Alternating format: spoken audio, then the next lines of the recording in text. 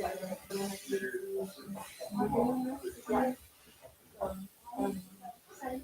It's so hard to know. Yeah. Sounds like you have to like decide like Le soir, de débarrasser du embarras. Merci. Yeah. Sure. No problem. So yeah, just, and a lot of people, not like they, what they study isn't necessarily exactly what they do. Yeah. Um, don't feel hopefully overwhelmed, but I remember like when I was in high school, I was supposed to know what I want to do forever.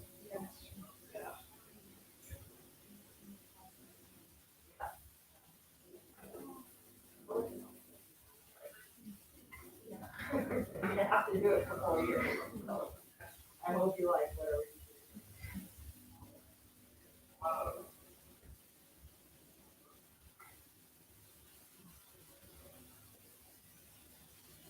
So that's the thing.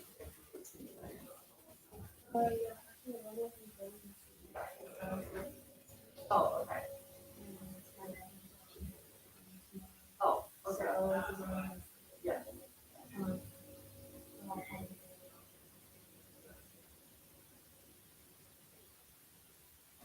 It's,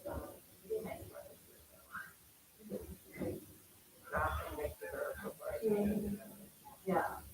It's like, it's pain, but it's still like raining. Like, It's hard always raining. Yeah. Oh, God. So when I got here.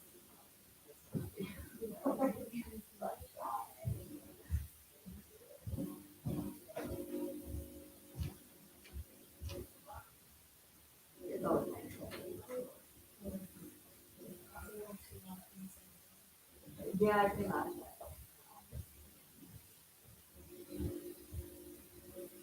Thank you for saying. So I try and stay.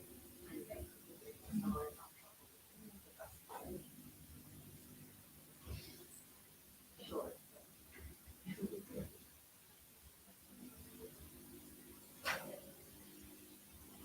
How did you hear about it?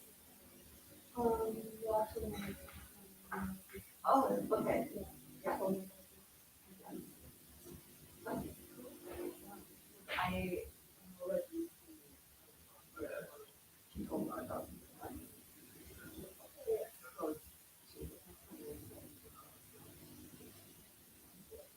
I didn't really know how she was.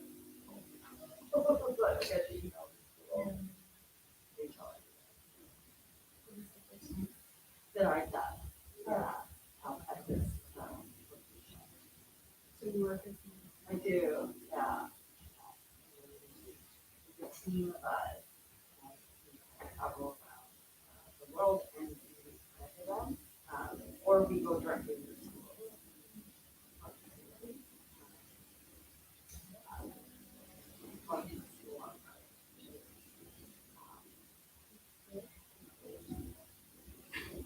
It's kind of like, I don't know if I was going to school. Like, hey.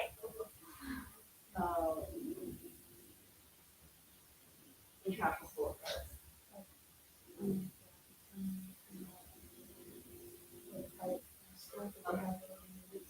Yeah. actually just Okay. this morning. Oh, okay. So Yeah, this is the, they do ID.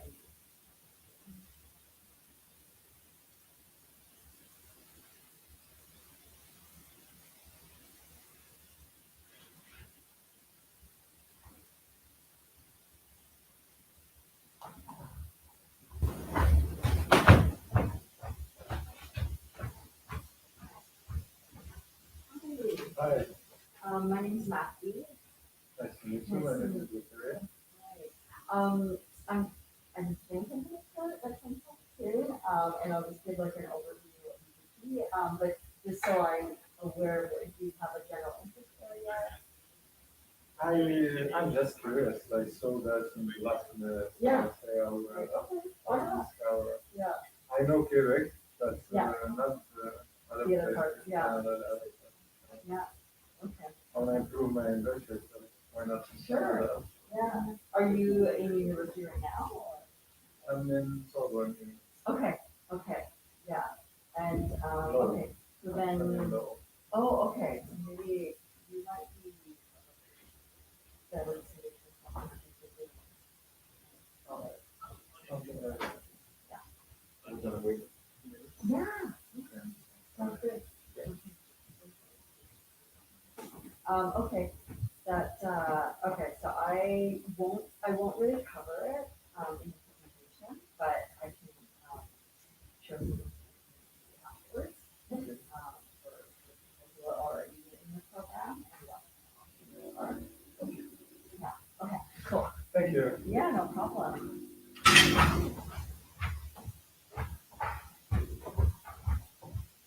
Hi, how are you? Great, so Um, I'm gonna be taking kind of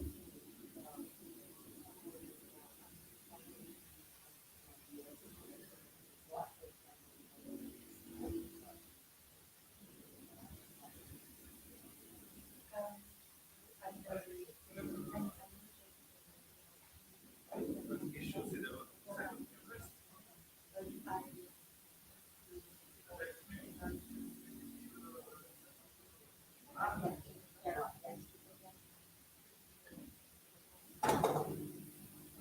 okay, right, right. Yeah.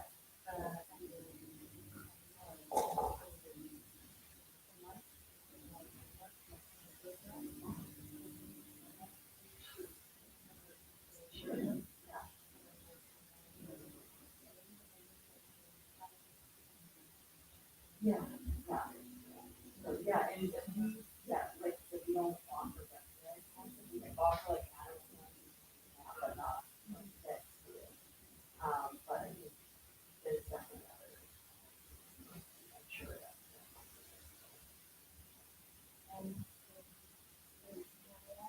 Yeah.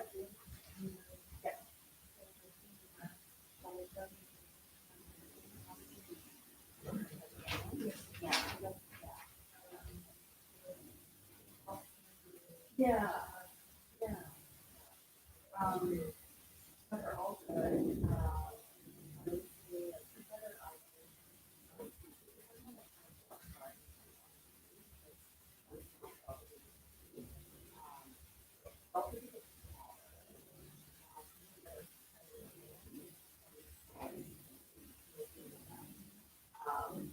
Very charming.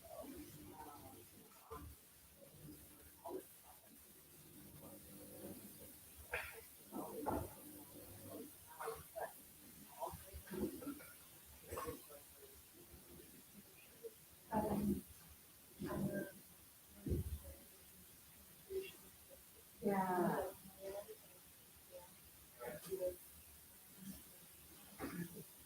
Yeah. Very charming.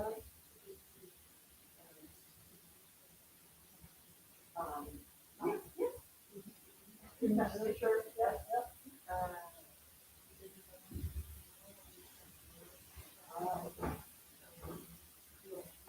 Oh, okay. Okay, okay. Right. Yeah, yeah. So Lucy, who's from the other people, she's acting, and she has like all the knowledge about. So she'll be able to. Okay, cool. Did you, should I just pop up there? Yes, Do the thing? Okay, cool. all yours. And I'm gonna take off my mask for that, for the speaking portion of the program. Okay. Hi. So am I live? Are we streaming already? Yes, we are. I get a thumbs up from the booth. Okay. So hi, everyone who is watching from the comfort of your home or maybe office or wherever you are. and hello to the folks who are here today. My name's Maki Natori, and I am from the University of British Columbia in Canada, and I am specifically from the Vancouver campus. So today I'm going to talk to you about UBC, mostly about the undergraduate programs, and just some general information about the university. And then after I finish speaking, there will be information on study permits, etc. Okay, so a little bit about, I guess, Canadian history or where we are. So we are located in two campuses. So we're in Vancouver and the Okanagan, but these are traditional lands of Silks Okanagan peoples and Musqueam people. So it's unceded land and ancestral and traditional lands of these Indigenous people. So when you come to Canada, you might see some signage or some conversations around this reality and decolonization and things like that. And it is something that we are definitely talking about. So just a little bit about UBC's connection and the lands that we are on. Okay, so when you think about UBC, you're probably wondering, who goes to UBC? What makes a UBC student? So at UBC, we like to encourage a lot of conversation, collaboration between each other, between the students, but also with the students and professors. We want you to feel connected with your profs and definitely go and engage with them. They're there to guide you and to share their enthusiasm and their knowledge with you. So definitely do that. I also think UBC students are quite creative in the different kind of projects and competitions that they enter into, which are available for any student who is a full degree student at UBC. So definitely check out those things. I'll speak a little bit more about it later. All right. Okay, so these are kind of the main points we like to talk about at UBC. We definitely like to highlight our academic excellence, and I'll explain a little bit more about the locations that we are in, and then also I'll expand on active learning. Okay, so academic excellence. The UBC, depending on the ranking system that you check out, we're often ranked, I would say, yeah, top 20, but I would say like top 30 in the world in terms of research institutions. And as you can see, a lot of our different programs are ranked in the top 20. This is not an exhaustive list of our programs, so we do have more program areas, but these are just some of the ones that are often noted in different ranking systems, if that's important to you. All right, so as you know, there are a lot of universities, and as I mentioned, we're in the top 40 research universities. So research universities meaning we have everything from the bachelor level to all the way to postgrad. Okay. All right, so something that's very important to UBC, and definitely I would say important to everybody on this planet these days, is taking action against the climate crisis. And as you can see, we do have a plan of reducing our footprint, and we are ahead of schedule. So the goal was 2050, 100% reduction, but we are already ahead of schedule. So I think we'll probably reach that goal earlier. And was it last year? I think it was last year. I was actually on a working group to talk about travel for school and for business and how we can reduce the footprint. So I personally know that we are definitely working actively on how UBC can reduce our impact on the climate. So if you're interested in things like that, there are lots of courses at UBC that kind of talk about climate and what we can do. We're also ranked the most international university in North America. So we have students from all over the world who are studying with us. So it's interesting to have all of these kind of points and like fun facts. But for me, I think it's better if you think about sort of the meaning behind it. So when I think about UBC being ranked one of the most international university in North America, I think about why. why do international students choose UBC? And for me, I think it's because we have a lot of support programs that are specifically tailored for international students, because we know that international students, even if you were, PR or you're dual citizen, if you grew up outside of Canada, you're going to have different needs than a local student. You'll have different questions. You'll need different kinds of support systems. So we do have a lot of advisors and programming specifically tailored for international students, so that you're able to come and do your best and reach your academic potential at UBC. Of course, it makes the classroom more interesting too. You will be bringing your own specific perspective and sharing that with, of course, Canadian students, but students from other countries too. And I think that just makes the learning environment that much richer. All right, so let's talk about where we are. So often Canada is ranked in one of the best places, for quality of life. Number one, it's been placed as number one in a couple places, but I'm going to leave that up to you. You come to Canada and you make your own judgment. But I was born and raised there, and I never chosen to move. So maybe that says something. I do love living there. It is quite good. As you can see, we do spend 2.5% of GDP. So a lot of public funding goes into our higher education system. So I think that leads us to having a very good quality of education, generally speaking, across Canada. And it speaks to the general sort of value we Canadians place on higher ed. And then also another thing that if you study in Canada and you do a full degree, you can get to up to a 3-year work permit after you graduate. So if you really like it in Canada and you want to stay and work, there's an opportunity for you. All right, so let's go to British Columbia. So we're on the west coast of Canada, and we've got 2 campuses, one in Vancouver and one in the Okanagan. All right, so we're all the way on the edge of this continent, and we're just above the Canada-US border. And as you can see, Vancouver is right by the water. It's actually right on the water.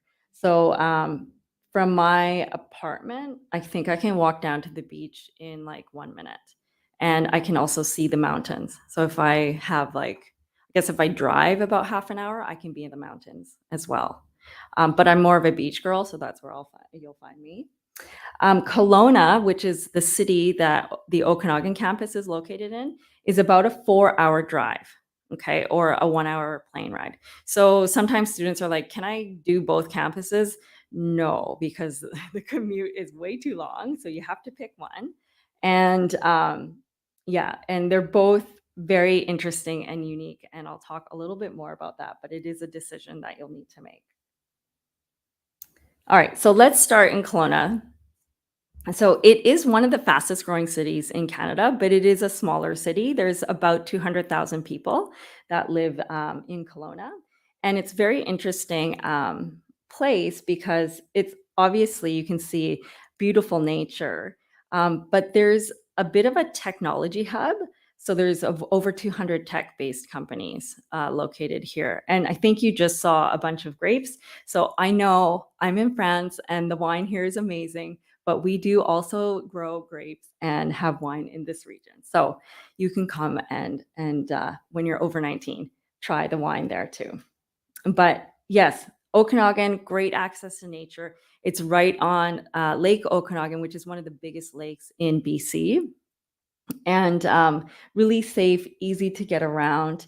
Has most things that you would want in, a medium-sized city, but it's less busy, it's less hectic, it has more of a community feel. So if that's kind of the feeling that you're looking for, then the Okanagan might be a good option for you. This is our Okanagan campus. So just over 10,000 undergraduate students, but we also do have master's students there too. And that is a photo of some of the residents, so on-campus housing for students. And this is the center of campus. So as you can see, it's quite, I would say most of the buildings are quite new. on this campus, less than 20 years old. So really nice facilities, science labs, creative art spaces, etc. Okay, so let's go to Vancouver, which is my hometown. It is Canada's third largest city. There's about in Metro Vancouver, I would say between 2.5 and 3 million people. So it is a bit bigger than Kelowna, but not too crazy big. It's very international. So as you can see, it says 10 major languages spoken, but I think I read a study where they surveyed how many languages actually are spoken in Vancouver, and there was over 70. So it's very interesting, cosmopolitan, international city. Often ranked one of the best cities to live in as well. So as I mentioned, we do have good access to the ocean and to mountains from the city of Vancouver. It's really well known for sort of like a healthy lifestyle, at the same time having a vibrant nightlife, lots of amazing restaurants that you can go and enjoy. Also theaters, professional sports programs, etc. Definitely, public transit is the way to go if you want to get around. Pretty easy, and as students, you will have a pass, a public transit pass that's included. So I would say that's probably your best bet. It's pretty safe. Most people are quite friendly, so if you need help and you're kind of lost, you can ask somebody, and they will do their best to help you. So I think, and hopefully, it's quite a welcoming city. I can only speak to sort of my experience, but I find it pretty chill. So hopefully you'll find that too. All right, so here's the Vancouver campus, a lot bigger. So over 46,000 undergraduate students. So it's definitely kind of that big campus, busy feel. So if that is something you want, this is a good option. If that's just like overwhelming for you, maybe the Okanagan's better. This is a campus I actually studied at when I was an undergraduate student. And it is a beautiful campus. This is also where I work. So I feel a little bit spoiled. Just a few campus shots there. It's before I move on to this, the Vancouver campus, we often call it a city within a city because it has its own hospital, fire station, police station. Something unique is we have our own farm, a UBC farm, Olympic-sized swimming pool. So it really feels like a bit of a city within a city. So definitely, even if you're at the Okanagan, come and check out the Vancouver campus. I think it's pretty cool.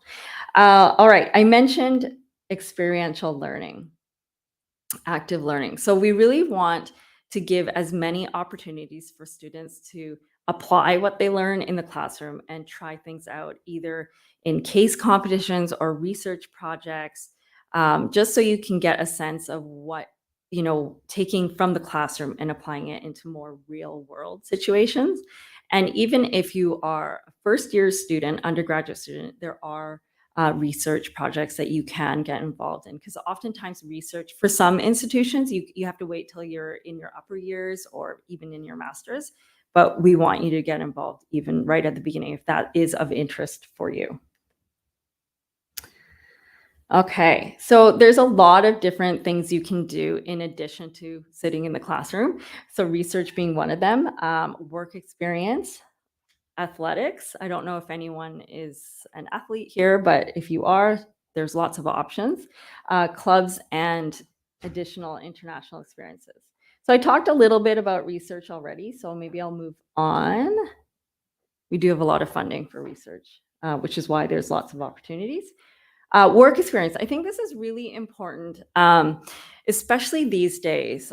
Graduating from universities, great, but I think it's really important also to have some work experience on your resume, not just for people who are looking to hire you, but also for yourself. So then you can see what it's like to work, quote unquote, in the real world in the field that you're studying. You can do up to 3 full-time work terms during your undergraduate degree.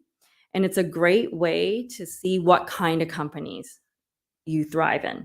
So since you have up to 3 options or opportunities, you can try working for a big international firm, then maybe a local smaller company or a medium-sized company or a public institution versus a private company.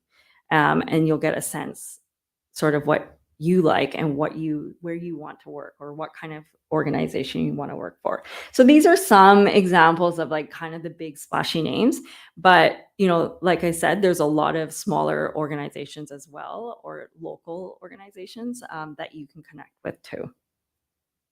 And as you can see, most students, co-op students, that's what we call our work experience, get a job offer within 1 month of graduation. So again, really good to do this. So I don't know if there's any athletes in the crowd today here. No, yes, maybe sort of. Yes, thumbs up. Okay. So we do have a lot of different athletic programs, from varsity, so official UBC teams, to more like clubs where you would either play against other UBC students or more casually with other or university teams. So there's kind of that whole range of competitiveness of sports. So depending on how competitive you want to get, you would choose a different path. All right, so we have a lot of different clubs across our 2 campuses, and I think they cover almost every interest. We have, here's a selection, but I also know we have like a fencing club.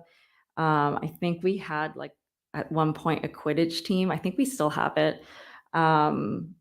Mustache club, like really anything. So the point of it being, with a club, we want you to find your community and a group of friends to like mix and mingle with outside of your classroom, because this is starting your network, right? And so you really want to build that while you're at university.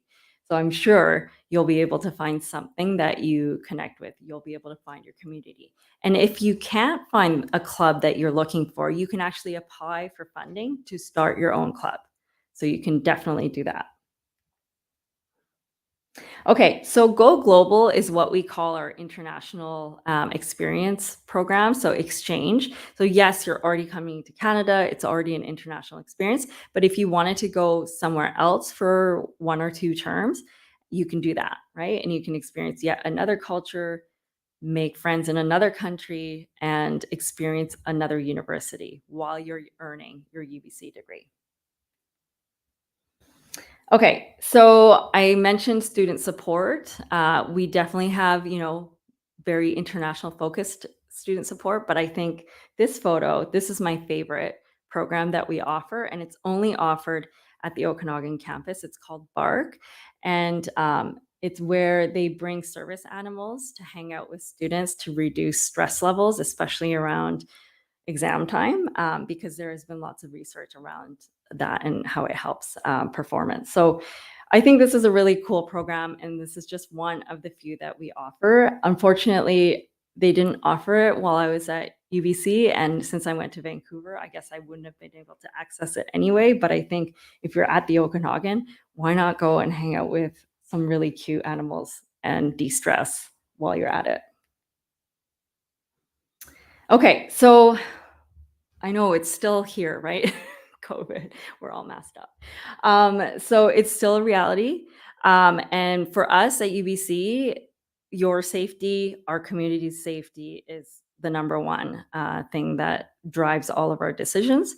So currently at UBC, we still have a mask mandate. And so in any indoor space, we still have our masks.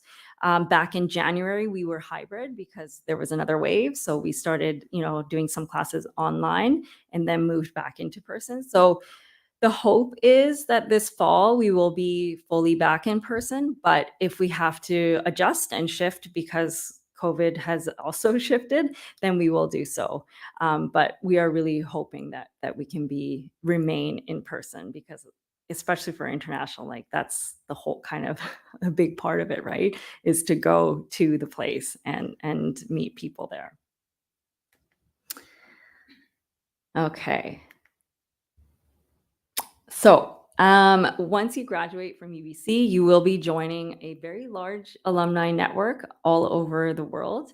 And there's lots of events that happen around the world, but it's also really great for networking for job prospects, right? So it's going to be a really nice kind of UBC family that you'll be joining. And also, when you're traveling, if there's an event, you're always welcome to join a UBC alumni event because you're one of us now. So definitely check those out. I did check one out in Tokyo once because I was there just randomly and I happened to see a Tokyo event. So I went and actually our president was there. So I got to hang out and meet him, which was kind of cool. So the alumni. So I like to share this slide because I think it gives you an idea of the kind of students who may or may not be in your class and who you'll be sort of graduating with. So you can see we have students, and of course I selected like international students because I felt like that would be more relevant to you. So students mostly from around the world and the different jobs that they've gone on to do and the different degrees that they graduated with. So they've ended up almost all around the world, I guess, with their different jobs, which is really cool. So you can go on and stay in Vancouver and work, or you can go somewhere else. And of course, I can't forget to mention our current prime minister also went to UBC and he graduated from the Bachelor of Education program because he used to be a teacher before he was a prime minister. So fun fact. Okay, so we have a lot of different choices, which can be a bit overwhelming. But with UBC, when you're applying as an undergraduate student, you don't have to pick exactly the specific area you want to study in. We just ask that you choose something general. So for example, if you're thinking, I want to do something sciencey, don't know if I want to do exactly chemistry or physics, you don't have to make that choice. You would apply to science and you would come in as a general science student. And then after typically the second year, then you would choose your specialization. So when I was at UBC, I was a business student. So I went in general. And then in the second year, I chose my specialization, which was marketing. So you can do that too. Okay, so how do you get to UBC? Okay, so we do accept a lot of different curricula at UBC because we work with a lot of international students. And I did go French back, but I'm guessing some people are at international schools. So this is the requirement for the French back. So basically, generally speaking, from any high school, obviously you need to graduate and then you need to have done academically well. So we're looking for students, kind of some of the top students from each high school. That would make a competitive application. In addition to your grades, we do ask for a personal profile. So it's kind of similar to a statement, but the way we do it is we ask you about 5 different questions that you would answer to speak about your experiences and just show us a little bit more of your personality because we know that grades is only kind of one part of who you are. We are not like grades, right? We are human beings. So we want to learn a little bit more about you. So that's an area where you can kind of shine through and let us get to know you a bit. Okay. And it's the combination of the personal profile and your grades that are going to determine whether you're admissible or not. Okay. So yeah, as I mentioned, we want to see your academic performance. We also want to see that you've obviously taken courses that align to what you're interested in. So if you're going into the sciences, we need to see that you have a good science base. For example, for me as a commerce student, I needed to have strong math. Okay. And all of the details are on our website. So you don't have to worry about memorizing any of this.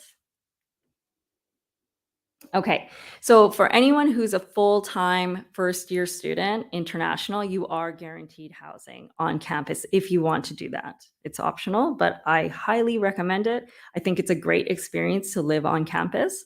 And also, to be honest, to be practical, it's a lot easier. You can just get out of bed and walk to class instead of having to commute all the way to campus, right?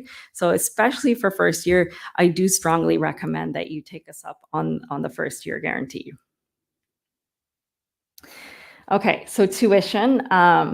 So I did do it in Canadian dollars and the euro, but this will obviously change as the exchange rate changes. But this is sort of a rough estimate of how much your first year will cost. Okay. All of our degrees, actually not all, almost all of our degrees are 4 years. So you can multiply that by 4 and by inflation. All right. The reason why it says plus afterwards is it depends on the faculty you're in. So different faculties are slightly different with their tuition. And we charge tuition by credit. So it depends on the number of courses that you take in that term will determine how much tuition you pay. But in the end, you all have to take the same number of courses. So the total will be the same, but you can spread it out if you want, which is what I did actually. I took some summer courses during my degree. Okay, so we do have scholarships at UBC. We have 2 types, merit-based and need and merit-based. Okay, so these are our entrance awards. So you don't have to do any additional application. We'll just look at your UBC app, and if you're very strong, we'll offer you something upon entry. Okay, and sometimes they can be repeated for the 4 years that you're at UBC. Otherwise, it'll just be your first year. Oh. I might need help.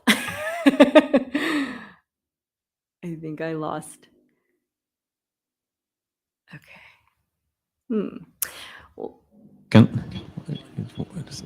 Won't be long. Okay. Well, okay, I'll go on to talk about the other type of awards. So we have a needs-based award, and this is it's called International Scholars, and it is a nomination process. So if you are an outstanding student, you're like, I'm the best student in my school. I'm also very modest. Then you can ask your teacher or your counselor to nominate you for. Should work now. Okay, awesome. Or not. Technical issues. Okay. You can ask your school to nominate you for this needs-based award, and these awards can be up to everything. It may cover your full ride. So if you are an outstanding student, but you have a large financial need, you can look into the International Scholars nomination process. Okay, so that's in addition to your regular application. And if you're going to be nominated for that award, you need to, the deadline is earlier. Our regular UBC deadline is typically January 15th. But if you're nominated, then you need to submit everything typically by December 1st. Okay, let's see if it's working again. It's not. I'm going to have to do this without my slides, but that's okay. Can I go on? I don't know what's happening for the Slides for you. Look at that. Okay, can we go to the next slide? Okay, it's still the International Scholars. So maybe the next slide. The next slide. I think we're almost at the end. I think we can go next. Yeah, let's skip to the next one. Okay. Yeah, we're almost at the end. Okay.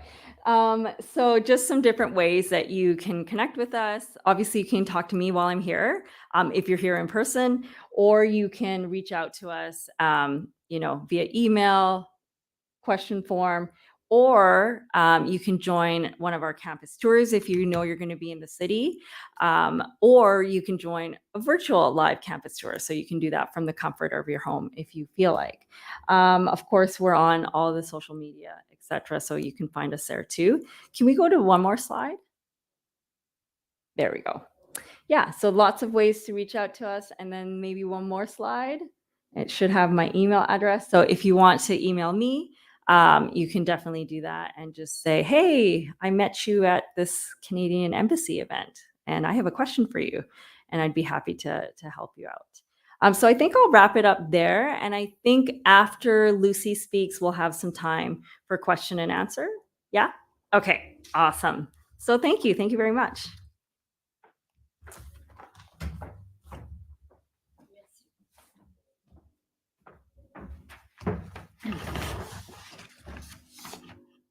Alors bonjour, je vais vous expliquer. Attends, oui, j'ai l'impression que ça résonne énormément. Je vais vous expliquer rapidement qu'est-ce qu'on fait pour obtenir des permis d'études parce que c'est nécessaire pour aller étudier au Canada.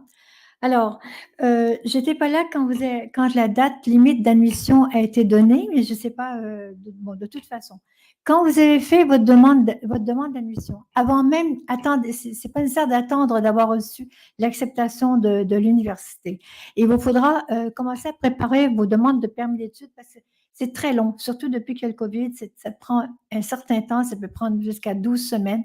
C'est pour ça que je vous conseille de commencer le plus rapidement possible dès que vous avez fait une demande d'admission à UBC. Bon, si vous avez entendu parler de gens, d'étudiants qui ont besoin d'un CAQ, ça c'est ceux qui vont dans la province de Québec avant d'avoir le permis d'études.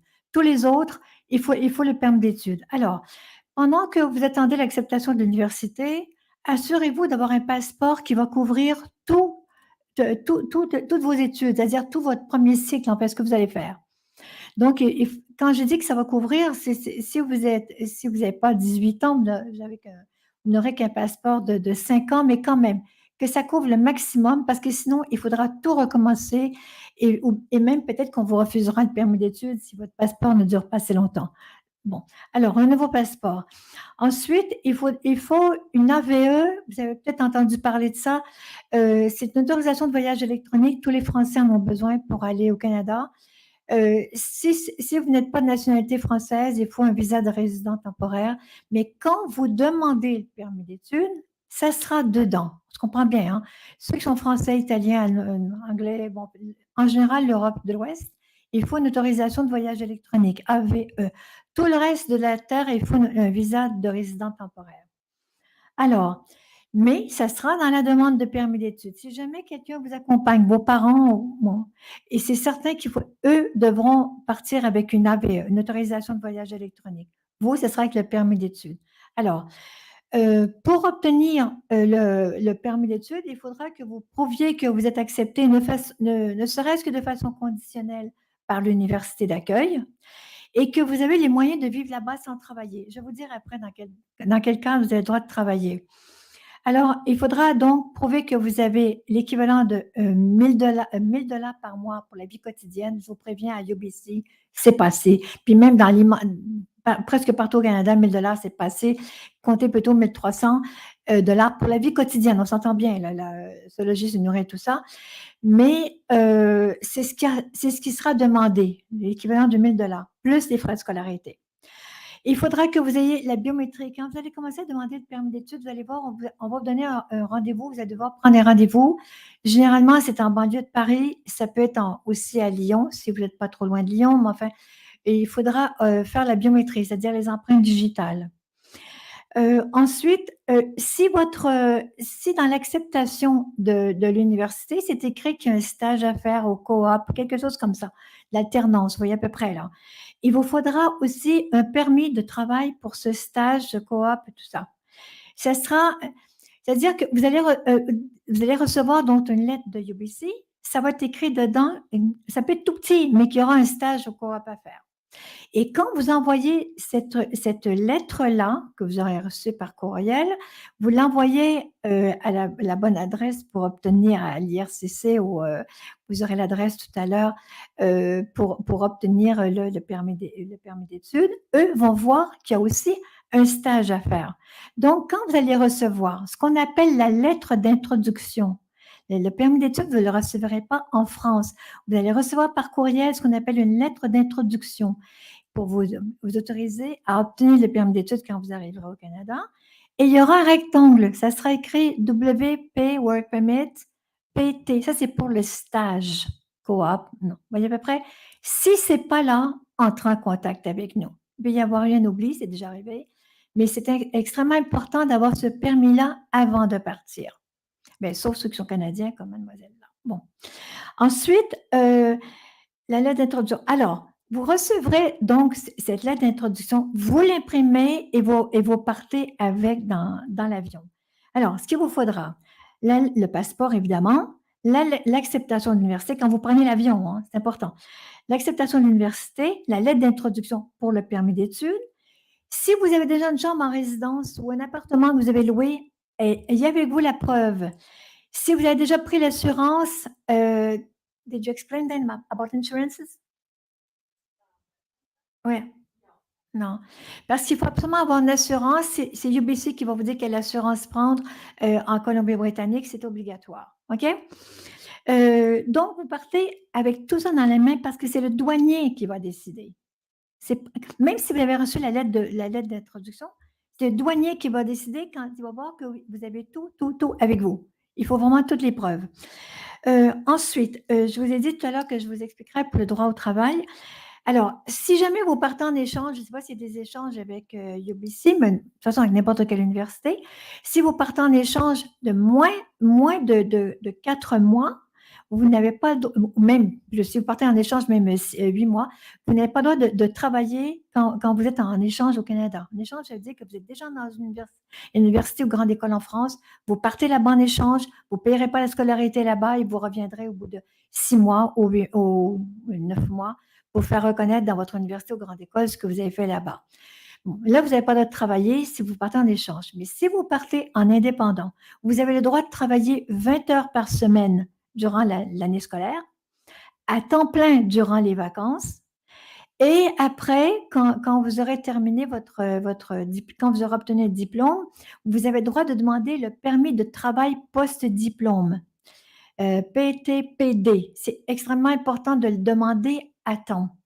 Ça vous autorise à travailler 1 an, 2 ans ou 3 ans là-bas, dans votre domaine si possible, parce que vous aurez obtenu un diplôme. Mais ça sera assez simple de trouver un travail dans votre domaine. Et pendant ce temps-là, pendant que vous aurez ce permis de travail post-diplôme-là, vous pouvez demander l'immigration. C'est un pays d'immigration. Mais demander l'immigration, ça ne se fait pas en 3 semaines. Hein? C'est long. C'est pour ça que je vous dis, prenez-vous-y tôt. Ensuite, il y a une autre sorte de permis, ceux qui partent en couple au Canada, étudier au Canada. En couple, c'est-à-dire soit vous êtes marié, même depuis 1 mois, ça suffit, soit vous vivez en couple. Mais à ce moment-là, il faut prouver que vous vivez en couple depuis au moins 1 année. À ce moment-là, il y en a un qui part comme étudiant avec un permis d'études et l'autre aura droit à un permis de travail ouvert, c'est-à-dire à travailler à temps plein comme il veut. Mais ça, il faut juste le demander à temps quand il y en a un qui demande le permis d'études. À ce moment-là, on demande le permis de travail ouvert pour l'autre. Encore une fois, il faut prouver qu'on vit en couple depuis au moins 1 année.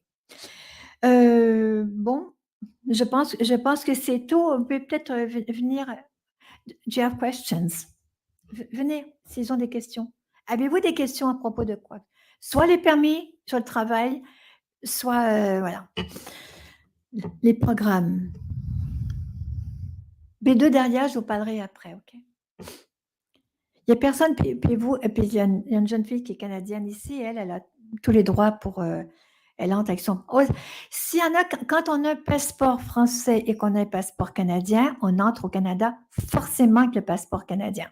Dès qu'on est canadien, on n'est que canadien au Canada, OK? There's one question via Facebook. It's about someone who would like to enter a PG program in law. When is the deadline to apply? So I feel bad because I don't have information on master's programs or PhD programs. So the best place to check would be on the law school website, because when we get to, forgot to take this off. I hope you could hear me. So when it comes to graduate programs, each different program has different dates for applications and different requirements. So the best thing for you to do is check the Allard School of Law website at UBC. I represent the undergraduate program, so I unfortunately don't have any more details at this point. However, if you can't find it and you take down my email address, you can definitely email me and I can help find the information that you're looking for once I'm back in Vancouver. Okay. Thank you. I'll put the link to the Peter Allard School of Law in the chat. Thank you. Est-ce qu'il y a d'autres questions? Maybe Tout not. sujet.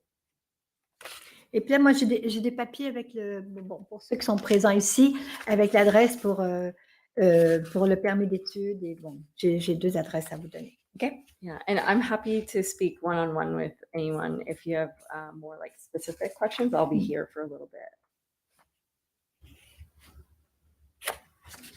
C'est tout? OK. Il n'y a pas d'autres questions en ligne? Non? Non, il n'y a pas d'autres questions en ligne. Merci. So thank you very much. Okay, thank you. Thanks everyone for joining us. Bye.